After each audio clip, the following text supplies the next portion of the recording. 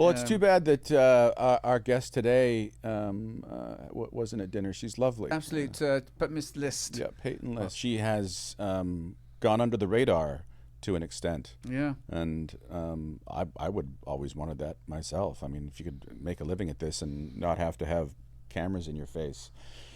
I guess. Putting you on for TMZ or something, and you're walking around, your pants down at your ankles, and you never know what they're going to see.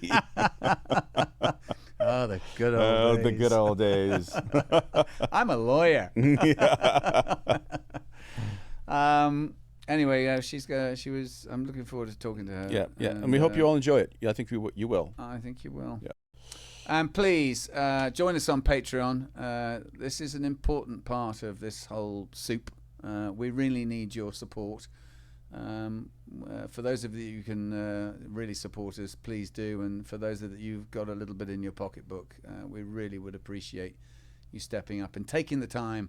It doesn't take too long to just join up. Yeah, it's a couple of coffees that you didn't get to have that month, and you get to watch us and hear our dulcet tones every Sunday. And it just means we can keep doing this. And I know for those of you that have enjoyed us, it's just we need your support. It's as simple as that. Yeah. And otherwise, join us on the Decon Chamber on our YouTube channel.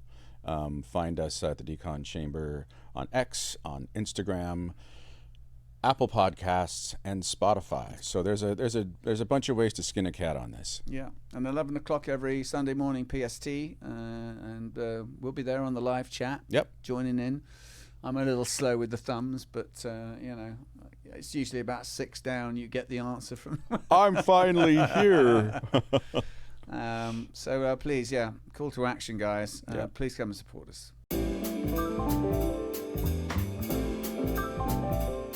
The show has begun. Set your phasers to fun. You're guaranteed for a trip. Step into the Decon with Connor and Dom. It's the Decon Chamber. Ladies and gentlemen, boys and girls, Trekkies and Trekkers, welcome back to another episode of the Decon Chamber. I'm your co-host, Dominic Keating, joined as always by my best mate, my fellow co-host, my old castmate, Connor Trinneer. Hey, yo. Our guest this week is no stranger to the genre. She has been in multiple sci-fi shows, the likes of Flash Forward, Tomorrow's People, Colony. I mean, I could go on and on. Never stops. We met her recently on the Star Trek cruise. She's most delightful and the lovely, awesome. And I want to ask this straight away. We have got the right Peyton List, right? I hope so. I hope so. Well, welcome to the show, Peyton. Thank you. Yes, thanks so much for coming on. Having me. That must be kind of, annoying that there's another girl out there that has the same name. And I honestly, when I was starting to Google you to get ready for this, it was like, she's blonde? That doesn't look. I have been blonde. That does not look like her. No, it's I mean, it's not annoying because I've been used to it for so long, and I actually met her when I was probably 16 or 17. I was in New York, and she. Were you on the same soap? Yes. Yes. Shut the door. As the World Turns? As the World Turns. Yeah, that's right. I told you this story. I think you might have mentioned it, and then I remember reading it recently. Yeah. So I knew. So she goes as Peyton R. Yeah, List. but she was like 5 years older. I mean, she was young, and so I mean, I was like, I can't believe there's someone with the exact same name, because I haven't met a lot of people with the last name List. So, but how's it possible in SAG? I mean, you had to change your name. I did. There was another Dominic Power, which is my real name. I was wondering with your email. I'm like, yes. That's just maybe that's a choice. Well, it reads as Dominic's Power, doesn't it? I know people must think. What is that? What is that? What kind of oh, there he goes. Yeah, there was another one in Equity 38 years ago or something, and I mean, that's a funny story, but I actually heard about him. I was at an opening night for Jack Lemmon's Long Day's Journey into Night at the a theatre in London, and I met a couple in the middle of the interval, and I was introduced as Dominic Power, and the other one went, "Oh, I grew up with the Dominic Power." First question out of my mouth was, "Is he an actor?" He went, As a matter of fact, he is. I was like, Perfect. Oh no! I haven't even started the journey there yet, but yeah, sure enough, when I got my equity card, I tracked this guy down. You killed him. I rang him. I rang him all weekend. No answer. He finally picked up on a Monday morning. He must have gone away for the weekend. Hello, Dominic Power. He said, "Who's calling?" I said, "Well, hang on to your cotton socks, love. This is Dominic Power. Is this some kind of a joke?" And I said, "No. Now listen, I'm going to be famous. Do you still want the name?" And he, You did not do Oh my this. God, did do you that. really? That is awesome. yeah, he hung up the phone on me. I would have done the same. And anyway, I think he's since given up the name. But I took my mother's maiden name, Keating, which is where that comes from. And do you know, I quite like it because when the phone rings and if they ask for Dominic Power, I know it's either the police or Or the bank. No, he does not live there. No, I don't know who you're talking about. So since the ship, have you been busy? I mean, It feels like you it. work all the time. I mean, God bless you. I don't know about that, but it feels like it's been a sort of bizarre kind of busy year, especially coming back from the strike where there's just like no Right. normalcy. Yeah. In town or out of town? I've been Both? mostly in town, yeah. Yeah. But yeah, just dealing with, Well, there was so much that wasn't happening in town know. for a long time. yeah, And now it's and then it's just back to auditioning and tapes and not tapes, and I went into my Right. first room Did in you really? 4 years. Did you? Oh yeah, I did it. Can you say for what? It was for Lone Star 911. Right. oh, there you go. Yeah. Is that a show that exists at the moment? Or is Yeah, it Rob yeah, Lowe it is. Yeah, is the yeah. star. Okay. Yeah, I went as an exercise in trauma. You know, I was just like, it's going to be horrible to be back in a room Yeah. because you just don't think you have that skill anymore, or it's just like you don't remember how to do it. Right. And I was like, well, I may as well rip off the Band-Aid at some point. Yeah. I Did you went enjoy going? I always enjoyed going in the room. We were talking about this. No. You never did. No.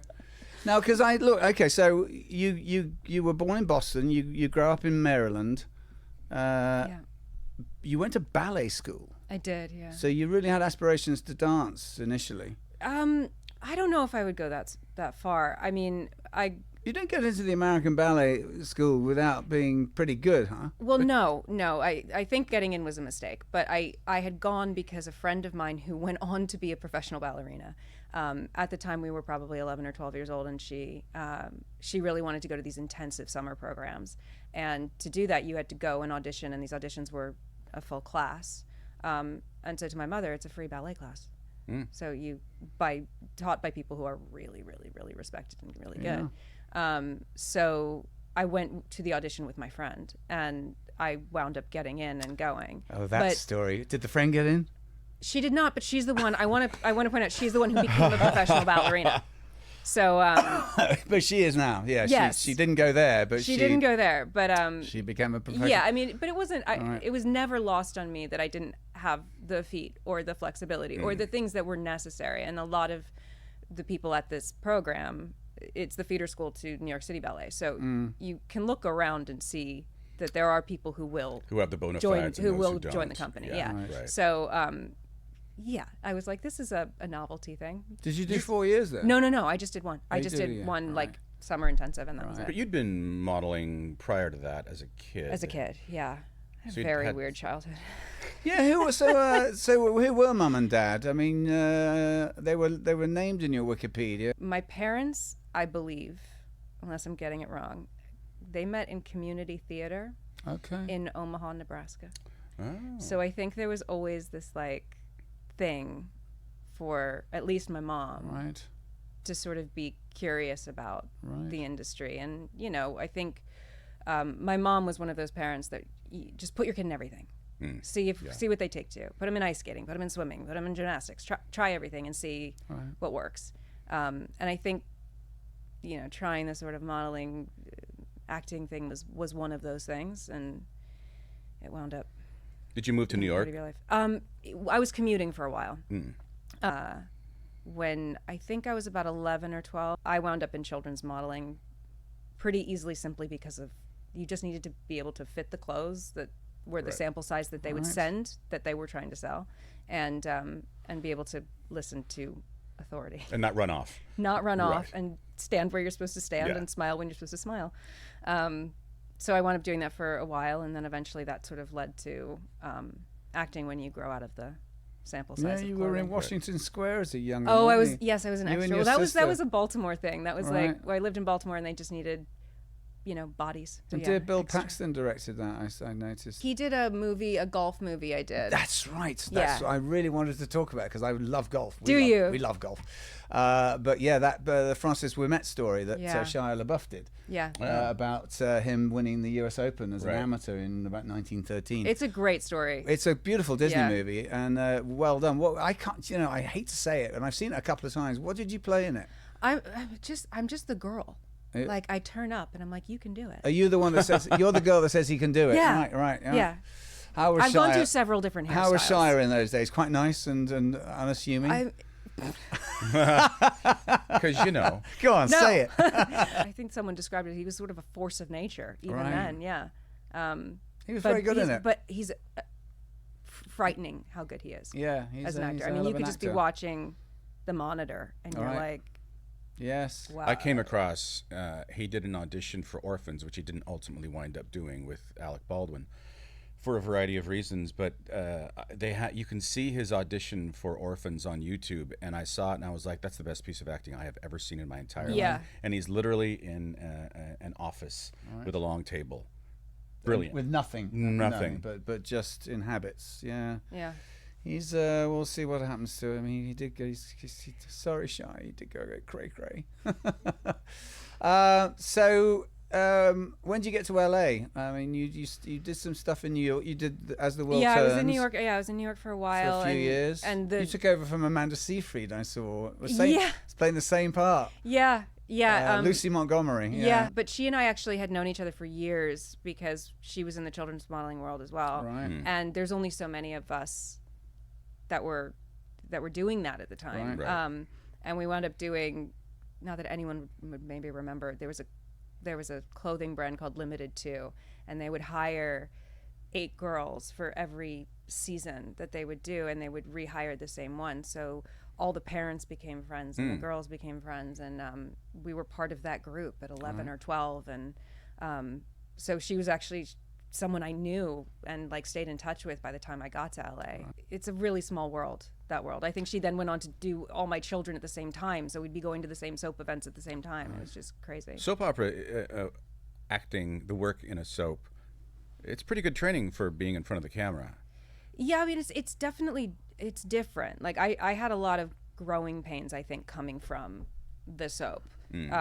It's better than nothing. But I mean, when I was doing like the golf movie, I was still on the soap at the time. And I'm like, what do you mean you want to do this scene again? Yeah, right. Again? It's been like, we've done it 3 times already. It's only a page, and we've been It's- here all we've been day. Are we going to run out of time? Yeah, I'm like, how long are we working on the soap? You're maximum working a 12-hour day, maximum. Right. You're like, we're on hour 18. Like, what is happening right now? Right. How are we awake? There's not enough Red Bull. Like, it was different. That's It was funny. definitely different. Yeah. Did you train at all? I mean, you didn't. I didn't notice that you'd gone to any acting class, school, or No, it was the soap program. opera. it was. It was just sink or swim. Right. And I worked with some, maybe I realized it at the time or I didn't realize it at the time, but some really incredible people on the soap that sort of, you know, they would never push anything on you, but they would just sort of sit and talk about their experience. And a lot of those people were Broadway people, and they would do it at the same time. And kind of just being around them when you're 14, 15, 16, you're just soaking it absorbing, up. even if Yeah. you don't think you're absorbing certain habits and things that different people do. And that's helpful. I mean, and then you also develop bad habits that, you know, why do we have to do this scene again? I That thought I was problem. pretty good. I got most of my lines right. Yeah. Can we do a pickup? Yeah. What? So, what brings you to LA eventually? I remember you saying to me on the ship, it was there was a boy, wasn't there? There was a boy. There was a Yeah, boy. there was a boyfriend.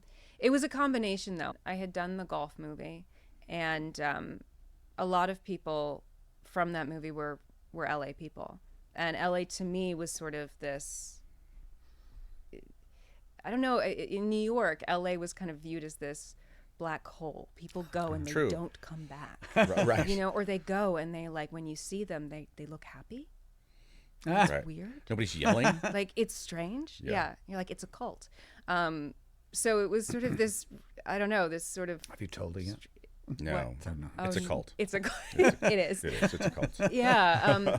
It's But in the mug. Right? everybody Right. I've got the was- black robe in my car. It does. Everybody was saying that on the golf film, you're like, you need to be in LA. Like, there's only so much. And at the time, especially in New York, Sopranos was ending, and if you didn't do theater, there was not a lot shooting at the time. So LA was where you had to be. My contract was ending on the soap. It had been extended because they gave me time off to do the movie.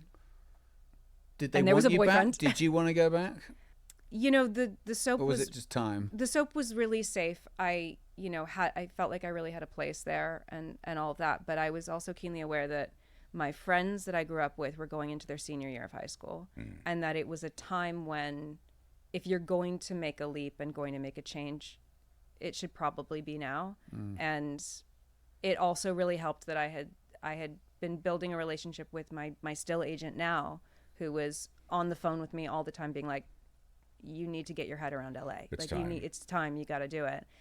And then my boyfriend at the time got a pilot that was picked up and shooting in LA, so he was here. And to me, I was just like, don't fight it, just go. Just Had do your it. family moved up to New York with you?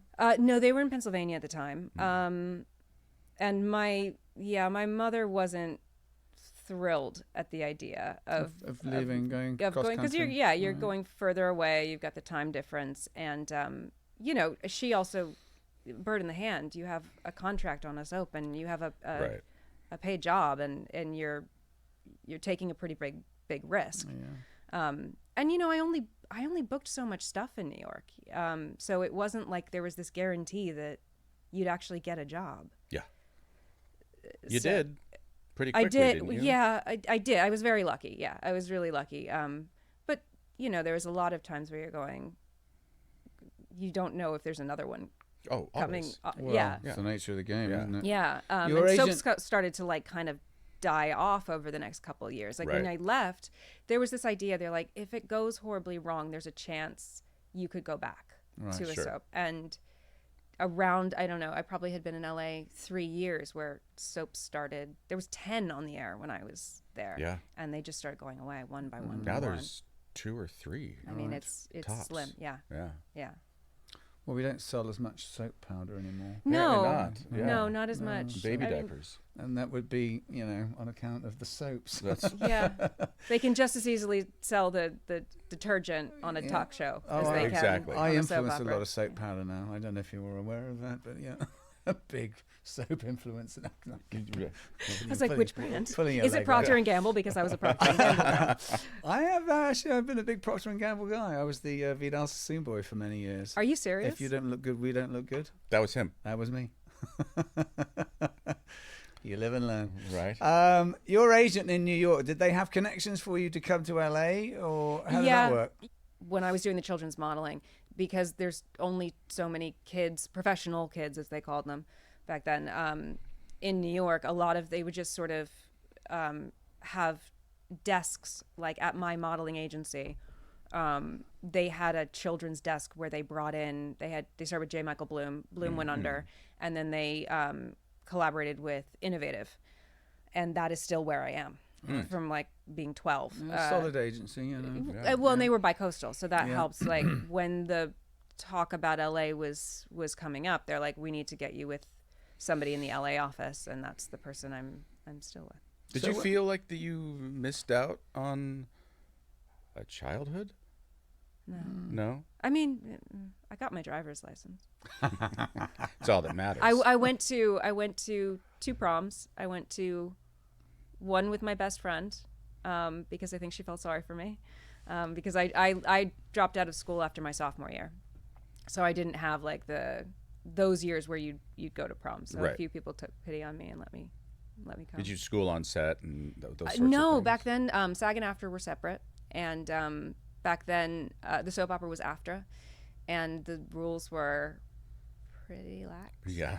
The multitasking was not something I was interested in. Like, and especially, I had this weird thing when I would be at work, especially at 15, where I felt like being around all the adults, sort of reminding them that I was a child, I didn't want to do, because I felt like it made people a little bit, I don't know, like I was like, I want them to forget that I'm younger and all that stuff. So I kept my schooling and all that stuff as separate as possible. My mother, I think, came to work with me 2 days in the beginning, and then I asked her to not to, because I just felt like it just reinforced that I was a child when I was trying to pull my weight as be a cast peer. member. Be a cast member. Yeah.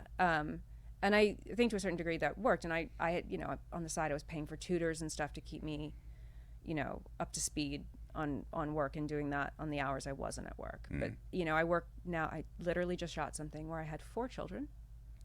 4. Wow. Yeah. And Magic of movies and TV. Oh, yeah. I'm like, I look rested. And all these kids, I mean, we were shooting a relatively long day with them, and they're being pulled for school. Yeah. And in between setups, they're being pulled for school, and I'm watching that, and like they're strict about it with SAG and all that stuff, right? And I just remember thinking, I'm like, I'm really glad I didn't have to go through that, just because the jumping back and forth between It must doing be this. impossible. I mean, It's hard. I can't imagine. And you could maybe get 45 minutes, an hour maybe set up, and then you're back on set. And they're literally trying to maximize that time. So even if Yeah. they can get 15 minutes of school, they'll pull them, do the 15 minutes, bring them back. Exhausting. Yeah. Well, I look at the kids and I'm going, I mean, Yeah. yeah. Doesn't pushed look and fun at pulled. all. Doesn't look fun. Yeah. Yeah. No. But they're good sports about it because they don't know anything Bad. other. Right. Yeah. Do you find with the parents? Do you find that it's the parents that are pushing them, or do the kids really want to do this? Did you really want to do it? I mean, was this something you said to Mom? I really want to do this. God, no. No. No. I was a really shy kid.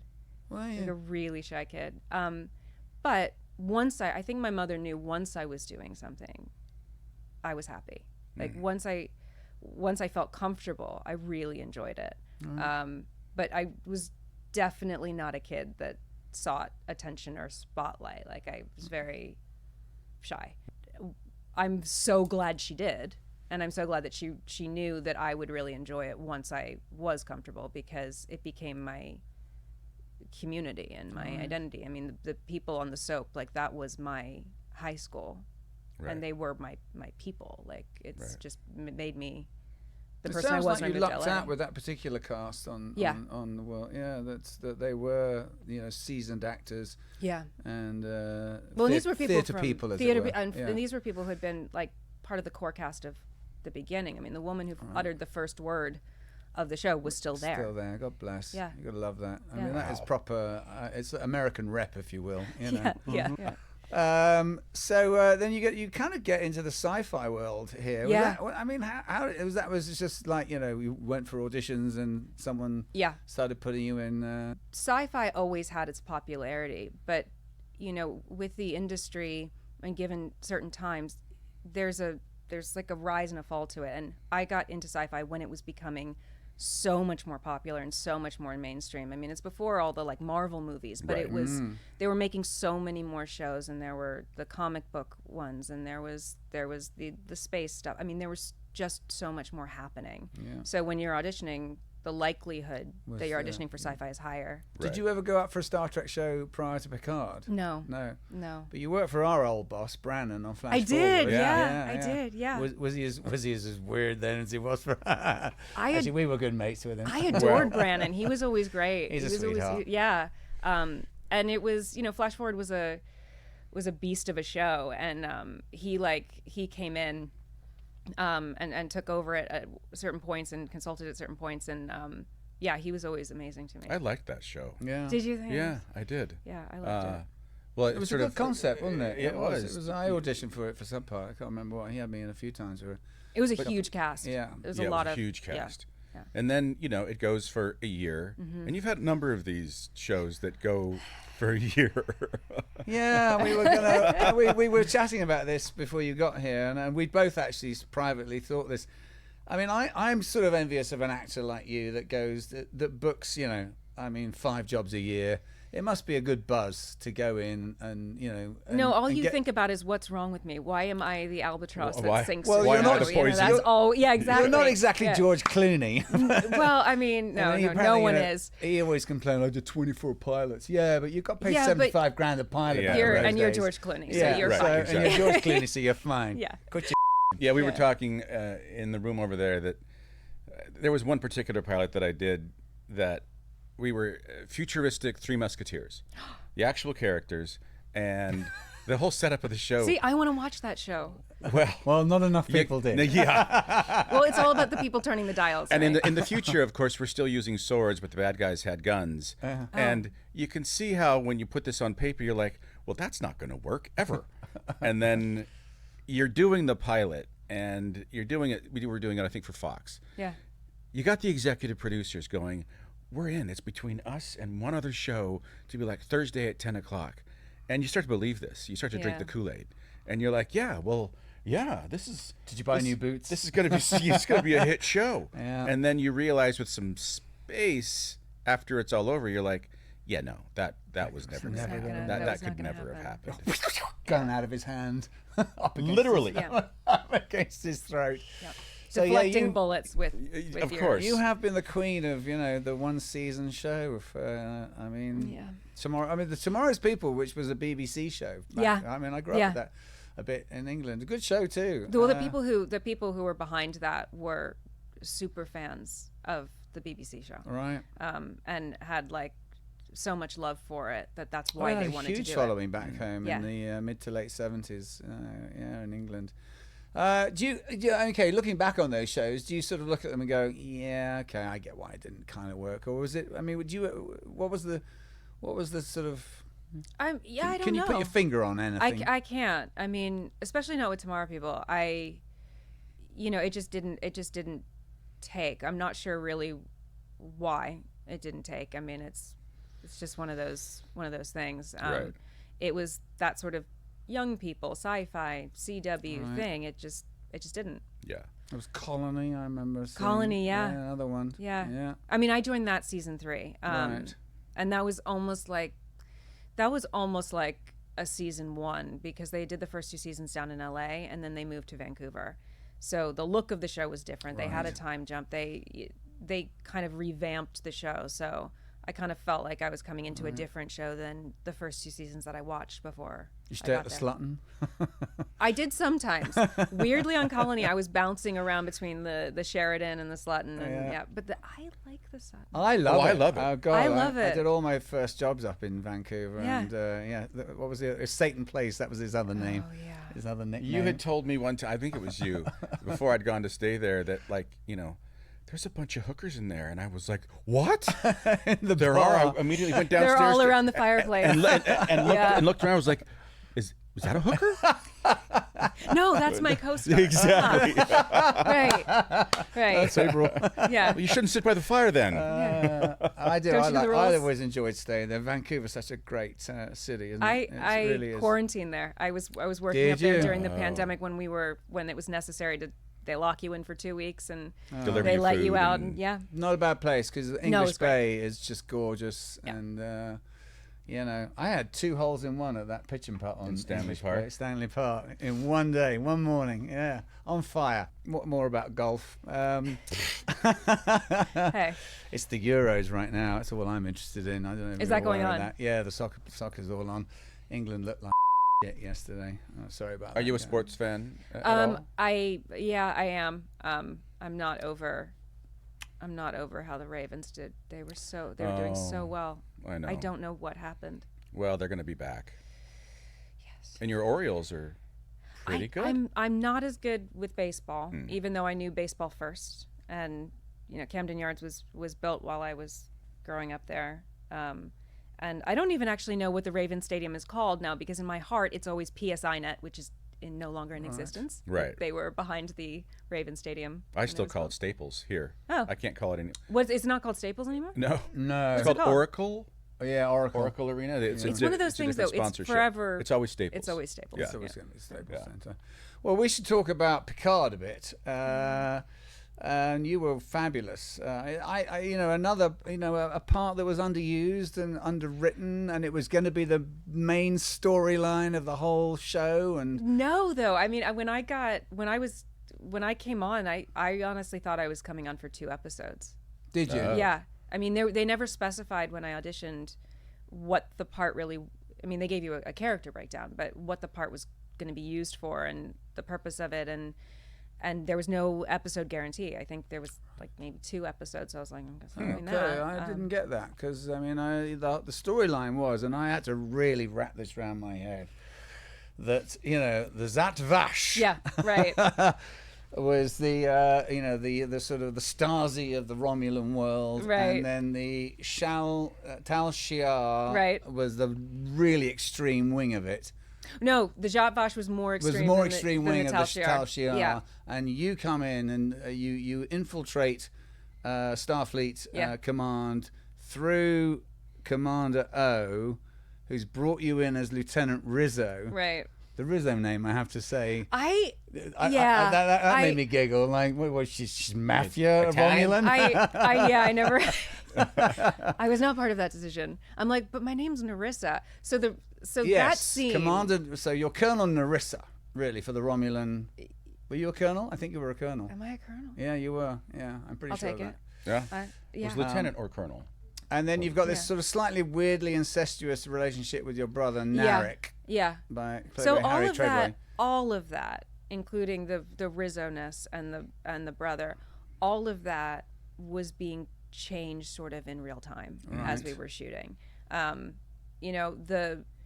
There's a scene in the beginning where I am human and Rizzo. That was one of the last scenes we shot. That was added at the end of the season and dropped in, to sort of accordion episode 1 and 2 into episode 1, 2, and 3, for storyline purposes. So that sort of like the way it all aired, it made sense differently than how it made sense when we were shooting it. Right. And when I was auditioning, when I was cast, like they were hinting at a sort of Game of Thrones brother and sister thing. Right. And then we'd get to shooting and they're like, oh, we don't really know if we're doing this. And that actor and I were like, so do we play it? Do we not play it? Like, what do we do? They're like, somewhere in the middle.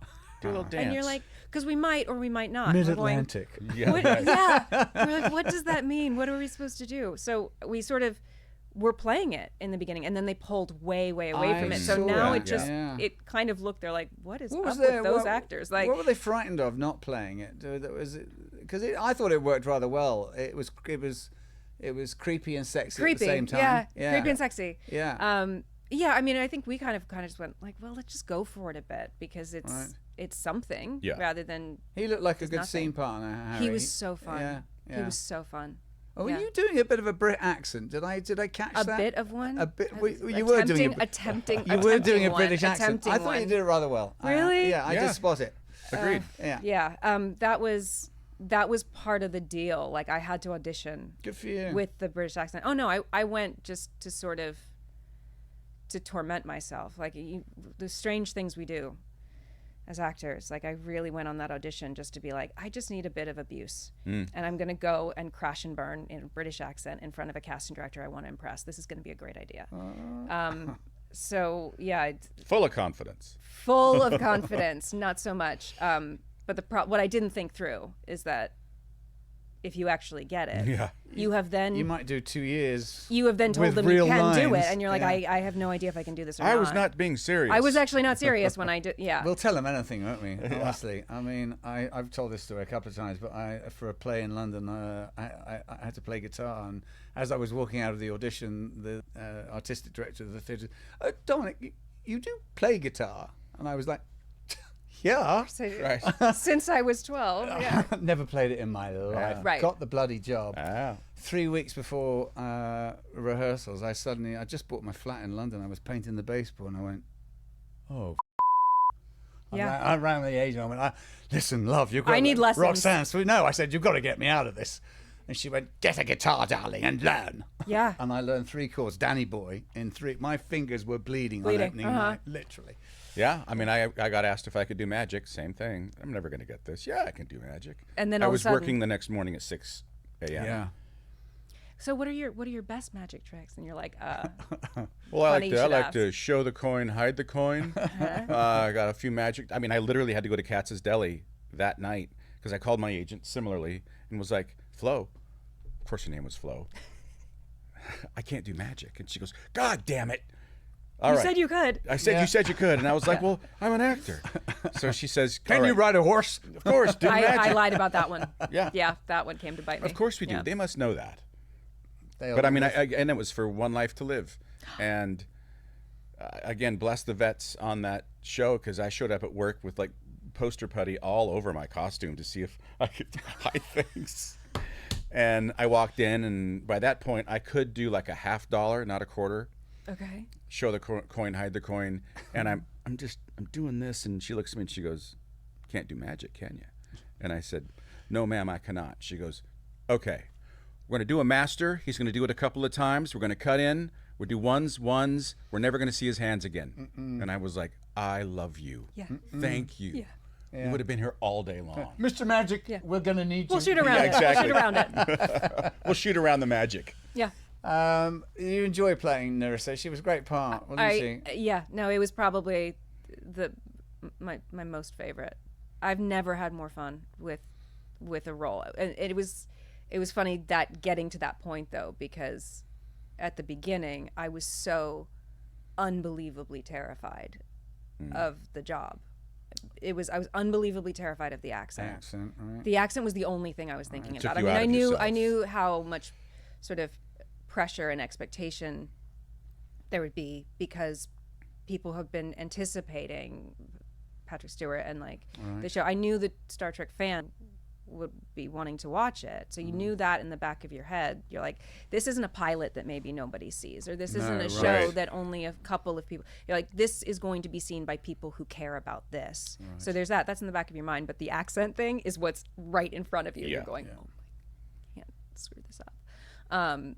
So I was so nervous about that, and that's where like most of my actor friends are actually British, so they really helped me out. And even Harry, the first day, I was like, so when your ears start bleeding, you need to tell me.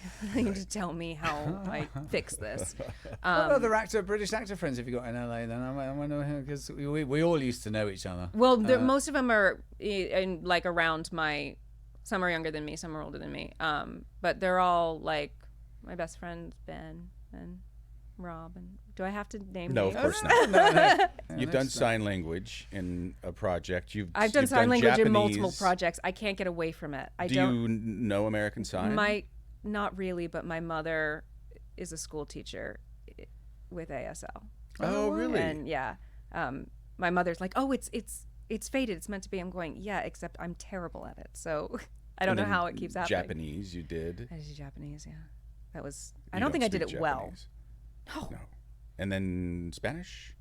So you seem to be asked to do these things all the time. I tend to black it out. I did. Yeah, the Japanese was hard. Actually speaking Japanese, like the language. yeah. Yeah.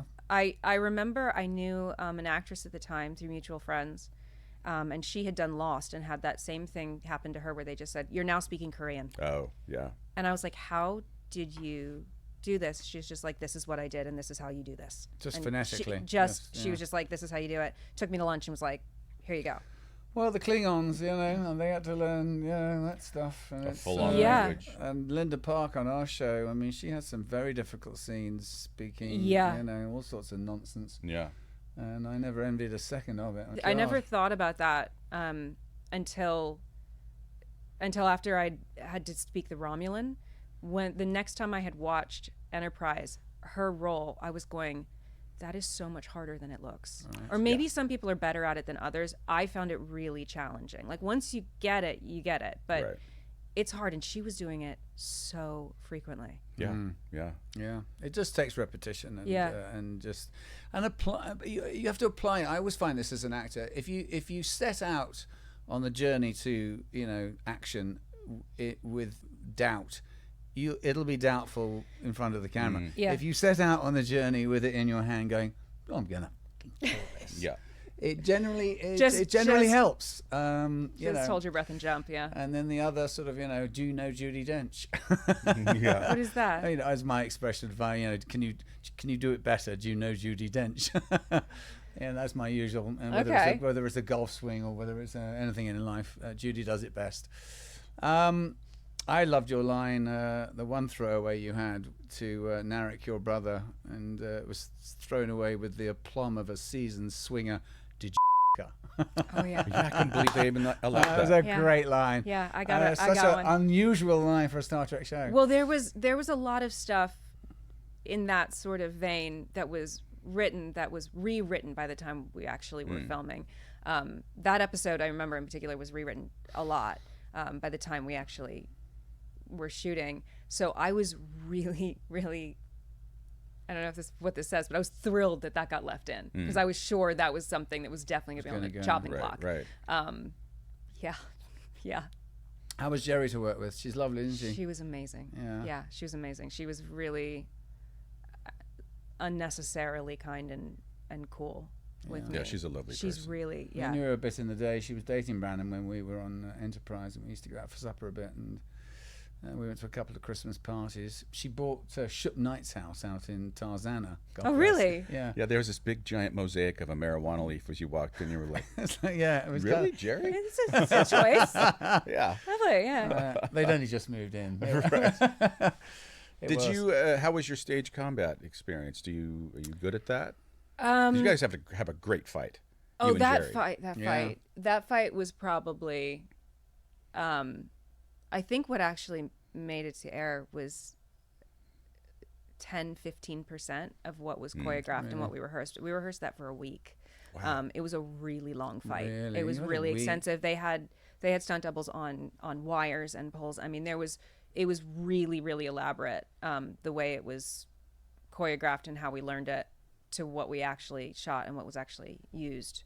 I mean, when I started doing sci-fi, that was sort of like par for the course. I mean, not flash forward, but when you got into the comic book stuff and Tomorrow People, we were doing fight scenes almost every episode. Right. So that was something you just sort of... Just came with the package. It came with the package, yeah. We were and you're going to waxing be about- covered in bruises Right. Yeah, no kidding. consistently. I mean, you Yeah. learn that from the hard. When they say, "Do you want the pads?" The first, "No, I'll be fine," and then take 6. You're like, "Give me the them. pads." Right. Yeah, well, All of try. The girls in the sci-fi world, you're wearing skin tight clothing, Right. and you're like, where do you think I'm going to put these pads? Right. They're like, well, exactly. put them in your jeans, and you're like, oh, you look like yeah. you're wearing gigantic Now stunt you're pads. doing you're You look like you're a hockey. Yeah, exactly. goalie. Yeah, that's not going to work. Yeah. I mean, those stunt performers are such unsung heroes of any production. Yeah. And we were talking. I think We it were was waxing Ed with them about with that, Ed Spaliers, They yeah. should be nominated. There should be a category for Yeah, stunt. without There a should be. doubt. Yeah. Yeah. I mean, it's not. When we think of, I think as a layperson, when you think of stunt performers, you think things don't go wrong, and you think the accidents don't yeah. happen. They get hurt all the time. all the time. All the time. And I had a stunt double who was incredible for a series. And last episode, we're shooting the finale, and she gets horribly, like, a stunt goes horribly wrong. She goes through a glass window and lands on the glass and runs to the hospital. And you're like, this stuff happens. And Yeah. that was probably a minor incident in her career of Yeah. all the things she would tell me stories, and I'm like, They're tough as nails. they're tough Just as like in the nails. Fall Guy, you get done with it and you're like, Yeah. I'm okay. I'm okay. Yeah.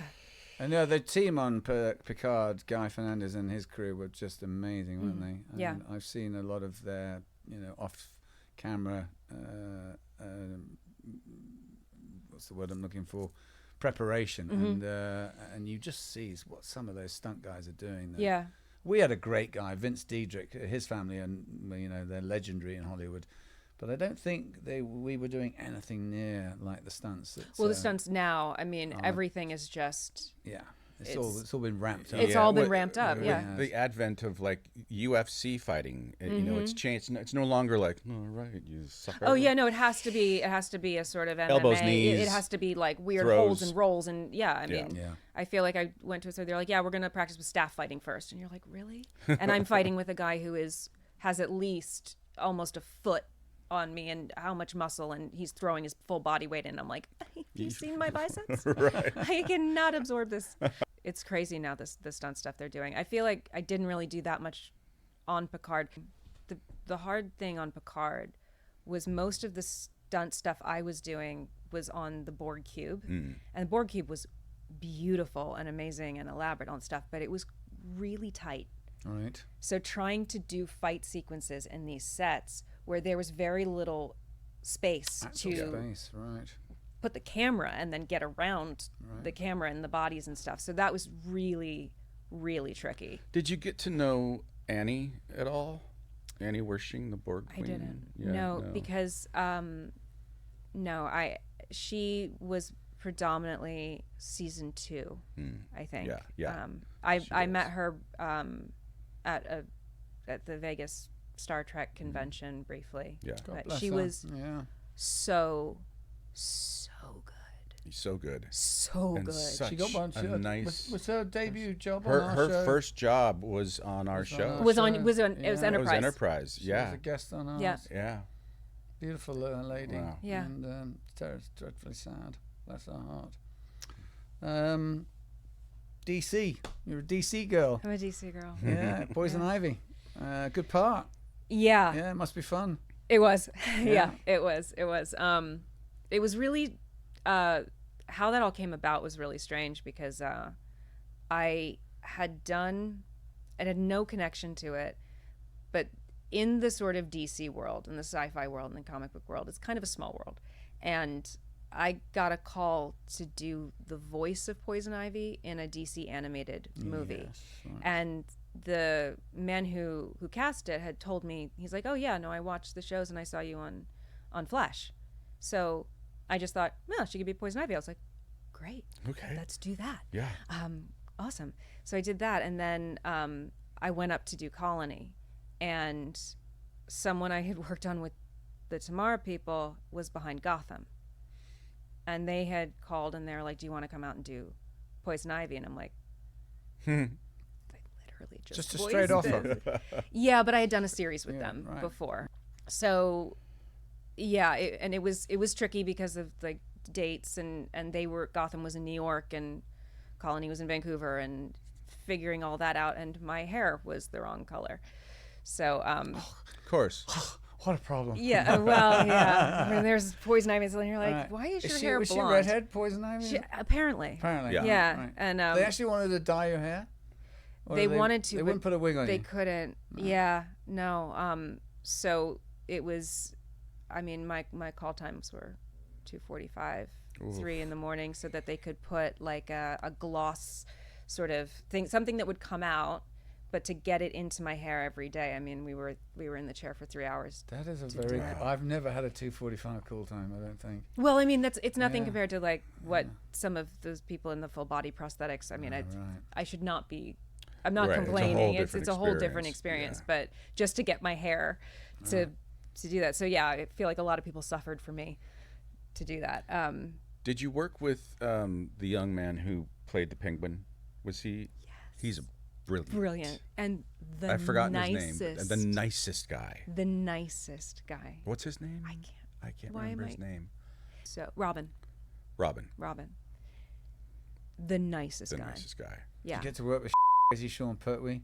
Yes, I did. Did you? I've known Sean since... I love him. Since forever. He was great. Yeah. I mean, I only got to work with him like a little bit, but Right. I got to actually like hang out with him because, you know, they're That's always dangerous. shooting. Yeah, yeah. No, he was awesome. I really liked him. Love you, Sean. Yeah. Yeah, but he's a sweetheart. And, you know, he comes from lineage, and his dad was Doctor Who, and... You're kidding. No, I didn't know any of that. Oh, you know, John Pertwee. Oh. Yeah. Wurzel Gummidge. And One of the originals? One of the originals, yeah. So, yeah, he's been around forever. God bless. And that was a huge, big job for him when he went to New York. Yeah. And Well, got that gig. he was. I really liked him as Alfred. I mean, But he is, you know, old school English actor. Right. Yeah, you know. His headshot. Are we has a done here? half Time smoked for the cigarette pub. right here. What do you think of the conventions? but you mean in the Star Trek world or the? Generally speaking. I feel like the Star Trek ones are different to just the sort of the intensity is a little bit different, versus DC. Less or more? Just different. Just different, yeah. Like what everybody said to me when I came on the cruise, they're like, Star Trek fans are super, super respectful. If anything, they'll give you, space, or they won't come up to you or say something. Whereas DC people, no, they're rabid. They're like, I'm here to meet you and I want to talk. So I think that was definitely really different. I think the Star Trek people, it's a different thing. They're more cerebral, the wrong word. I mean, they're No, much it's more. not the They're wrong very word. thoughtful about the story and the character, and they really look at your character and think about how you thought about it and how it affects things and the story, and they're looking at it kind of like an actor would look at it versus you're just a character in a story. And in particular, the cruise itself, as we all know, after about a day, everybody just calms down and you can have a nice experience. I was terrified the first time. I was terrified for the first 2 days. Yeah. You could tell, right? I mean, I was like a deer in the headlights. I was having kind of a meltdown with the launch party. Yeah. Because I don't do theater. I don't stand up in front of people and talk. Right. It is safe in a soundstage behind, in front of a camera with words that have been written for me. Right. Standing up in front of people and talking is like the most terrifying.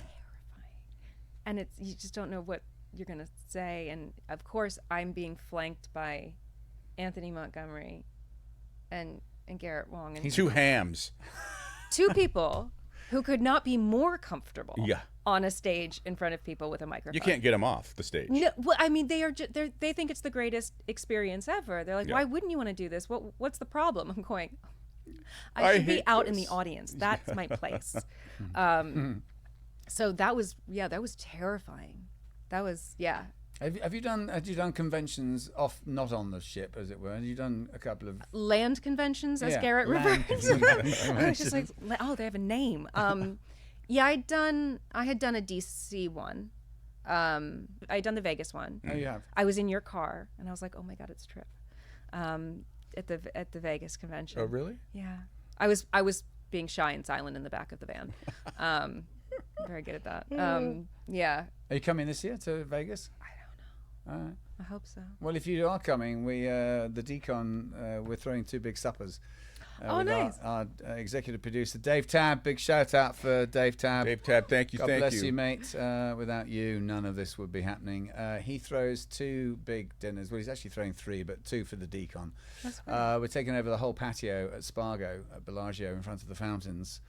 And that's going to be a hell of a night on Friday night. So if you're in town, you should please come if to you that. Well, I will hit you up if I'm. And then Saturday invited, night, we're taking over a private room at Paris. So if you're there for that, come again to that. Okay. That'd be lovely. Yeah, you should come. Try and come. I don't know who reps you for those things, but I'm still figuring out that world. Yeah, it's. I mean, I know the conventions have been around for a long time, but They were dying, and COVID almost put the final nail in the Nearly coffin. did.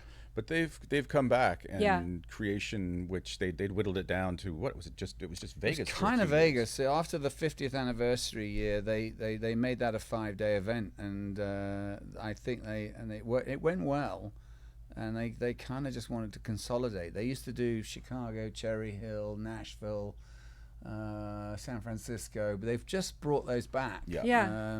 Gary, there's 2 the guys, Adam and Gary, that run it, and Gary. Really, I think, and God bless him. Thank you, Gary, because his heart's always been in the right place about what it is to be a Star Trek fan, and he's gone all out to bring these back, and we couldn't be happier. I have to say. Yeah.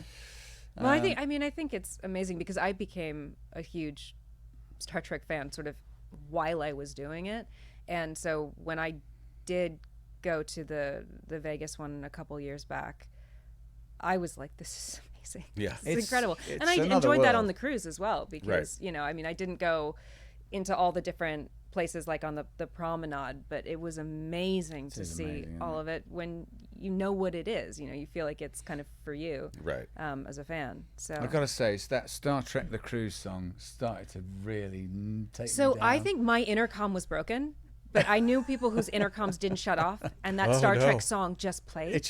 It'll drive you crazy. Well, because it only, those are the only lyrics, right? I think so. That's it. I forget how Star it. Trek. Don't say it.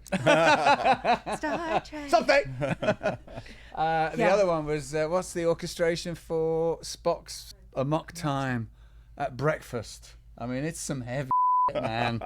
When you're trying to just, eat a bit of bagel and salmon and then. Yeah. It was. It's not soothing. It's not soothing. Did you when guys not co-host karaoke? I didn't do karaoke. No, that no. was me and Eve. We did Hollywood Squares together. Which is a hoot. That was so much fun. It was a lot of fun, wasn't it? It was a lot of fun. Walter. Dear Walter, couldn't hear a bloody word. He was the one. Of course, he's the square in the middle. And the square is moving, and he's leaning on the square. Yeah. And we're certain It's going to go he's down. going down. Right. And I think he knew, and he was just messing Pushing with it. people. It's going down like BHS. But it was a lot of fun, very funny. Well, I hope you do come to Vegas. It'd be great to have you, and it'd be great to have you at the suppers. I'll be calling my convention and be like, please. Well, we can. Our girl Lolo, I'm sure, would love to rep you for those. I don't know who you've got. I have a convention agent. I just have to get invited. Well, I can't. I mean, you can just sit there at the tables and sign autographs. It's just turn Yes. up. Yeah, that's just true. show up. Well, Yeah. that's what he and I do now. We used to go for an appearance fee thing, but we now we find it sort of more advantageous to just go and sit at the table and do your time. It pulls it out of you, though. I mean, you get there on Wednesday night, and you're there until Sunday late afternoon, and come Sunday, you're done. Yeah. Sure. Yeah. It's also in Vegas in August. Yeah. It's not temperate. Yeah, dare you go outside. No, you don't go outside. No. No. I remember leaving, what it felt like to step from, the guts of the hotel, the back hallway into the sun. Yeah. And it is It's intense. intense. Yeah. Yeah. It's like you're wearing it. Yeah. Like, within not like you have a warm up period. It's instant. Oh, It's yeah. that hot. Right. Yeah. And you're sunburned already. Oh yeah. Yeah. Yeah. Yeah. Yeah. But it's also hard being inside the whole time and no windows in the dark room and that sort of It shock gets to the it gets system. to you. You know, I can manage healthily, I think, Vegas for a couple of days, and I don't want to see it for a whole year. But those day 3 and 4 they're hard. I'm sure. Yeah. The one time I did it, I was there for a day. I mean, I was Right. in and out. So. Right. Yeah, I've known to get fractures by Sunday morning. A little bit. You move along. Nope, stop. That's happened a few times. That has happened. Yeah. I have to say, I'm slightly more better. I'm a little more forgiving these days. But there are one or two fans that just like, sweetheart, we've said it all. There's nothing else to say. But they're okay with that. They are. Yeah. No, They'll just stand there. Look, we're not. I mean, God knows, dear Bill Shatner sat there a few weeks ago. You're sitting in Bill's chair. I'm in the captain's chair. You're in the captain's chair, babe. Captain's chair. He was our first guest for this iteration of our podcast, and I mean, he's notorious for just like, this will all go a lot faster if nobody speaks, nobody eyeballs me, don't ask me any questions, and they all go, yeah. God bless him. He's 93 and still sharp as a tack. I was giggling because on my drive over here, he's got that poster, the Go Boldly. Yeah. Right. And I'm like, Yeah. I'm going somewhere in this universe. That's right. Yeah. Today. Well, you're sat in the chair. I'm sitting in the chair. We talked about Go Boldly quite extensively. It's a good read. Yeah. I recommend. It's been lovely having you on, my dear. Yeah. Thank you. Thank An you so absolute much. charm. I'm glad you're feeling better. Thank you so Yeah. much. Yeah. Oof. Yeah. Well, you wouldn't know it. Really? I'm like, I You feel look like $1 million still- bucks, huh? So, God bless. Yeah. Lovely. Thank you. Thanks. Thank you. Very much, then. You can see our show on the YouTube channel, The Decon Chamber. We air Sundays at 11 a.m. Pacific time. Please join us. Like and subscribe. It's very important. And if you love what we're doing here, please, you have to play your part and join in. Join us on Patreon, please. Apple Podcasts, Spotify, X, formerly known as Twitter. Yeah, check us out on Twitter/X, Instagram, and of course Instagram. where we post every Wednesday about the upcoming episode. Wherever else you get your podcasts. Yeah.